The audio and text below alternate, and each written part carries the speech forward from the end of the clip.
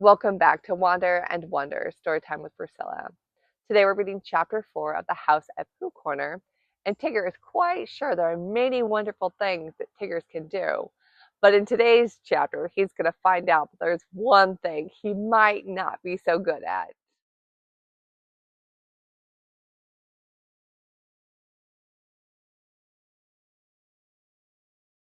Chapter 4, in which it is shown that Tiggers don't climb trees. One day when Pooh was thinking, he thought he would go and see Eeyore, because he hadn't seen him since yesterday, and as he walked through the heather, singing to himself, he suddenly remembered that he hadn't seen Owl since the day before yesterday. So he thought that he would just look in at the 100-acre wood on the way and see if Owl was at home.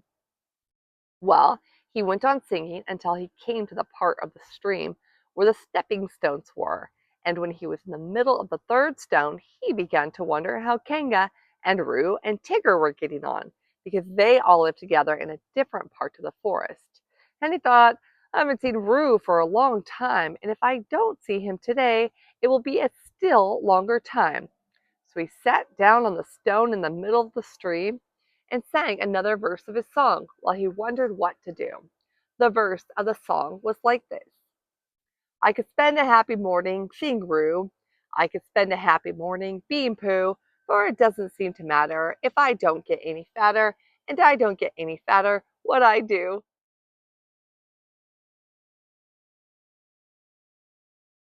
The sun was so delightfully warm, and the stone which had been sitting in it for a long time was so warm too, that Pooh had almost decided to go on being Pooh in the middle of the stream for the rest of the morning, when he remembered Rabbit.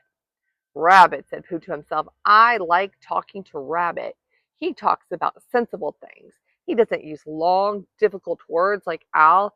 He uses short, easy words like, what about lunch? And help yourself, Pooh. I suppose really I ought to go and see Rabbit, which made him think of another verse. Oh, I like his way of talking. Yes, I do. It's the nicest way of talking, just for two, and to help yourself with Rabbit, though it may become a habit, is a pleasant sort of habit for a Pooh. So when he had sung this, he got up off his stone, walked across the stream, and set off for Rabbit's house. But he hadn't gone far before he began to say to himself, yes, but suppose Rabbit is out, or suppose I get stuck in his front door again coming out, as I did once when his front door wasn't big enough.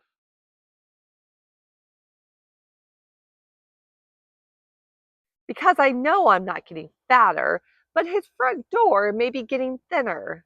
So wouldn't it be better if, and all the time he was saying things like this, he was going more and more westerly without thinking until suddenly he found himself at his own front door. And it was 11 o'clock, which was time for a little something. Half an hour later, he was doing what he always really meant to do. He was stumping off to Piglet's house, and as he walked, he wiped his mouth with the back of his paw and sang rather a fluffy song through the fur. It went like this: I could spend a happy morning seeing Piglet, and I couldn't spend a happy morning not seeing Piglet, and it doesn't seem to matter if I don't see Al and Eeyore or any of the others, and I'm not going to see Al or Eeyore or any of the others or Christopher Robin. Written down like this, it doesn't seem a very good song, but coming through a pale fawn fluff at about 11:30 on a very sunny morning, it seemed to Pooh to be one of the best songs he had ever sung, so he went on singing it. Piglet was busy digging a small hole in the ground outside his house.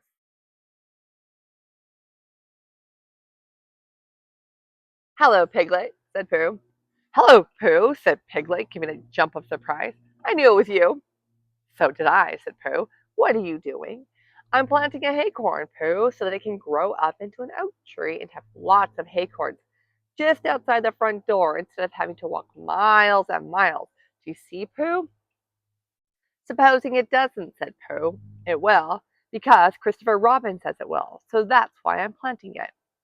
Well, said Pooh, if I plant a honeycomb outside my house, then it will grow up into a beehive. Piglet wasn't quite sure about this. Or a piece of honeycomb, said Pooh, so as not to waste too much. Only then I might only get a piece of a beehive, and it might be the wrong piece, where the bees were buzzing and not hunting? Oh, bother. Piglet agreed that that would be rather bothering. Besides, Pooh, it's a very difficult thing planting unless you know how to do it, he said. And he put the acorn in the hole he had made and covered it up with earth.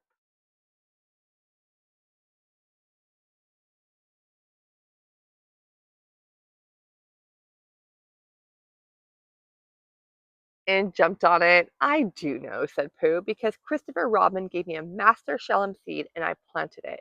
And I'm going to have master shellums all over the front door. I thought they were called nasturtium, said Piglet timidly as he went on jumping. No, said Pooh, not these. These are called master shellums. When Piglet had finished jumping, he wiped his paws on his front and said, What shall we do now? And Pooh said, Let's go and see Kanga and Roo and Tigger. And Piglet said, Yeah, let's, because he was still a little anxious about Tigger, who was a very bouncy animal with a way of saying, How do you do, which always left your ears full of sand, even after Kanga had said, Gently, Tigger, dear, and helped you up again. So they set off for Kanga's house. Now it happened that Kanga had felt rather motherly this morning, and wanting to count things like Rue's vests and how many pieces of soap there were left, and the 2 clean pots in Tigger's feeder, so she had sent them out with a packet of watercress sandwiches for Rue and a packet of extract of malt sandwiches for Tigger, to have a nice long morning in the forest, not getting into mischief, and off they had gone.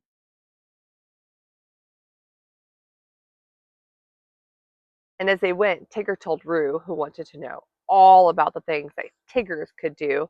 Can they fly? Asked Roo. Yes, said Tigger. They're very good flyers. Tiggers are stormy good flyers. Ooh, said Roo. Can they fly as well as an owl? Yes, said Tigger, only they don't want to. Why don't they want to? Well, they just don't like it somehow. Roo couldn't understand this because he thought it would be lovely to be able to fly, but Tigger said it was difficult to explain to anybody who wasn't a Tigger himself. Well, said Roo, can they jump as far as Kangas? Yes, said Tigger, when they want to. I love jumping, said Roo. Let's see who can jump farthest, you or me. I can, said Tigger, but we mustn't stop now, or we shall be late. Late for what? For whatever we want to be in time for, said Tigger, hurrying on. In a little while they came to the 6 pine trees. I can swim, said Roo. I fell into the river and I swam. Can Tigger swim? Of course they can. Tiggers can do everything. Can they climb trees better than Pooh? Asked Roo, stopping under the tallest pine tree and looking up at it. Climbing trees is what they do best, said Tigger. Much better than Pooh's. Could they climb this one?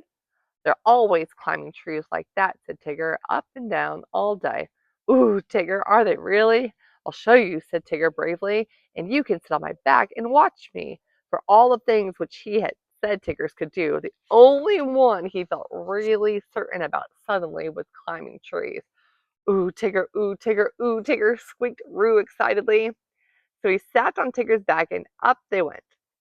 And for the first 10 feet, Tigger said happily to himself, Up we go. And for the next 10 feet, he said, I always said Tiggers could climb trees. And for the next 10 feet, he said, Not that it's easy, mind you. And for the next 10 feet, he said, Of course, there's the coming down too, backwards. And then he said, Which will be difficult unless one fell, when it would be easy. And at the word easy, the branch he was standing on broke suddenly, and he just managed to clutch at the one above him as he felt himself going, and then slowly he got his chin over it, and the one back paw, and then the other, until at last he was sitting on it, breathing very heavily and wishing that he had gone in for swimming instead. Roo climbed off and sat down next to him. Ooh, Tigger, he said excitedly, are we at the top? No, said Tigger. Are we going to the top? No, said Tigger. Oh, said Roo rather sadly, and then he went on hopefully. That was a lovely bit just now when you pretended we were going to fall bump to the bottom, and we didn't. Will you do that bit again? No, said Tigger. Roo was silent for a little while, and then he said, Shall we eat our sandwiches, Tigger? And Tigger said, Yes, where are they? And Roo said, At the bottom of the tree. And Tigger said, I don't think we'd better eat them just yet. So they didn't. By and by, Pooh and Piglet came along. Pooh was telling Piglet in a singing voice that it didn't seem to matter if he didn't get any fatter, and he didn't think he was getting any fatter what he did. And Piglet was wondering how long it would be before his acorn came up. Look, Pooh, said Piglet suddenly, there's something in one of the trees. So there is, said Pooh, looking up wonderingly. There's an animal. Piglet took Pooh's arm, in case Pooh was frightened. Is it one of the fiercer animals? He said, looking the other way. Pooh nodded. It's a jaguar, he said. What do jaguars do? Asked Piglet, hoping that they wouldn't. They hide in the branches of the tree and drop on you if you go underneath, said Pooh. Christopher Robin told me. Perhaps we better hadn't go underneath, Pooh, in case he dropped and hurt himself. They don't hurt themselves, said Pooh. They're such very good droppers. Piglet still felt that to be underneath a very good dropper would be a mistake, and he was just going to hurry back for something which he had forgotten when the jaguar called out to them. Help! Help! It called. That's what jaguars always do, said Pooh, much interested. They call help, help, and then when you look up, they drop on you. I'm looking down, cried Piglet loudly, so as the jaguar shouldn't do the wrong thing by accident. Something very excited next to the jaguar heard him and squeaked, Pooh! Piglet! Pooh! Piglet! All of a sudden, Piglet felt that it was a much nicer day than he had thought it was, all warm and sunny. Pooh, he cried, I believe it's Tigger and Roo. So it is, said Pooh. I thought it was a jaguar and another jaguar. Hello, Roo, called Piglet. What are you doing? We can't get down, we can't get down, cried Roo. Isn't it fun? Pooh, isn't it fun?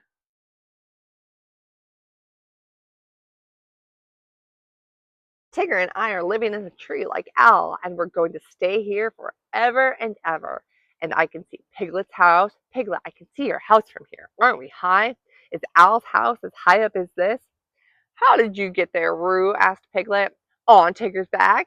And Tiggers can't climb downwards because their tails get in the way, only upwards. And Tigger forgot about that when we started, and he's only just remembered. So we've got to stay here forever and ever, unless we go higher. What did you say, Tigger? Oh, Tigger says if we go higher, we shan't be able to see Piglet's house so well. So we're going to stop here. Piglet, said Pooh solemnly, when he had heard all this, what shall we do? And he began to eat Tigger's sandwiches. Are they stuck? Asked Piglet anxiously. Pooh nodded. Couldn't you climb up to them? I might, Piglet, and I might bring Roo down on my back, but I couldn't bring Tigger down, so we must think of something else. And in a thoughtful way, he began to eat Roo's sandwiches too. Whether he would have thought of anything before he had finished the last sandwich, I don't know, but he had just got to the last but one when there was a crackling in the bracken, and Christopher Robin and Eeyore came strolling along together. I shouldn't be surprised if it hailed a good deal tomorrow, Eeyore was saying. Blizzards and whatnot. Being fine today doesn't mean anything. It has no significance. What's that word? Well, it has none of that. It's just a small piece of weather. There's Pooh, said Christopher Robin, who didn't mind what it did tomorrow as long as he was out in it. Hello, Pooh. It's Christopher Robin, said Piglet. He'll know what to do. They hurried up to him. Oh, Christopher Robin, began Pooh. And Eeyore, said Eeyore. Tigger and Roo are right up the 6 pine trees, and they can't get down, and I was just saying, put in Piglet, that if only Christopher Robin and Eeyore, if only you were here, then we could think of something to do. Christopher Robin looked up at Tigger and Roo and tried to think of something. I thought, said Piglet earnestly, that if Eeyore stood at the bottom of the tree, and if Pooh stood on Eeyore's back, and if I stood on Pooh's shoulders, and if Eeyore's back snapped suddenly, then we could all laugh, ha ha, amusing in a quiet way, said Eeyore, but not really helpful. Well, said Piglet meekly, I thought. Would it break your back, Eeyore? Asked Pooh, very much surprised. That's what would be so interesting, Pooh, not being quite sure till afterwards. Pooh said, oh, and they all began to think again. I've got an idea, cried Christopher Robin suddenly. "Listen to this, Piglet," said Eeyore, "and then you'll know what we're trying to do. I'll take off my tunic and we'll each hold a corner, and then Roo and Tigger can jump into it, and it will be all soft and bouncy for them, and they won't hurt themselves."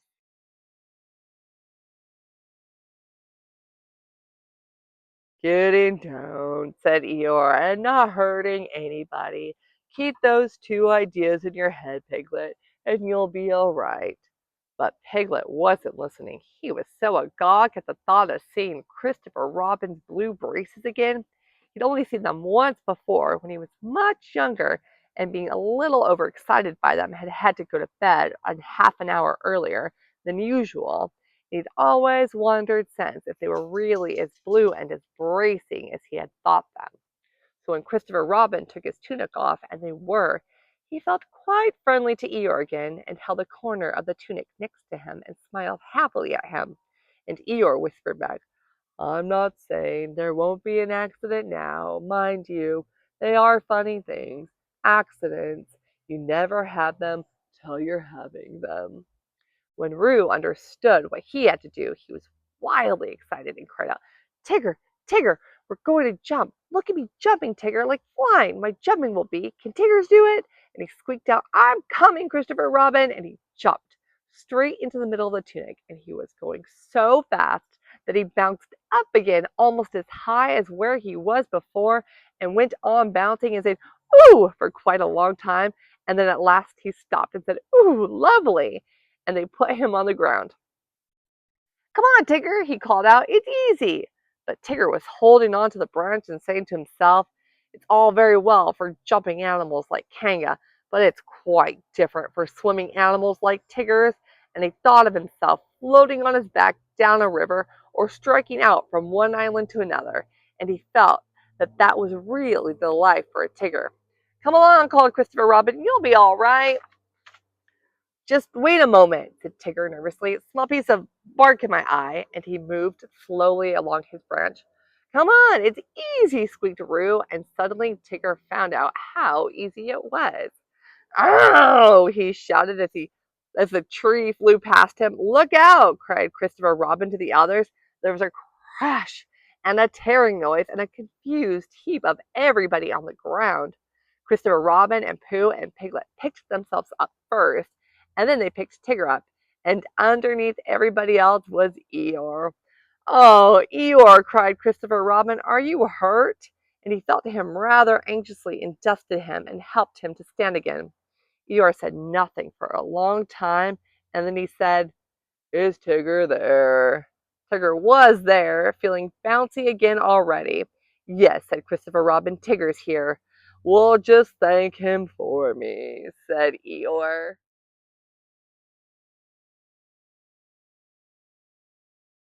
And that's the end of chapter 4 of The House at Pooh Corner. Today we discovered something very important indeed. While Tiggers are excellent at bouncing and quite confident about many things, climbing down from trees is not one of them. Luckily, with a little help from Christopher Robin and the friends of the Hundred Acre Wood, Tigger and Roo make it safely down to the ground. We'll see you next time in the Hundred Acre Wood for another adventure. Bye!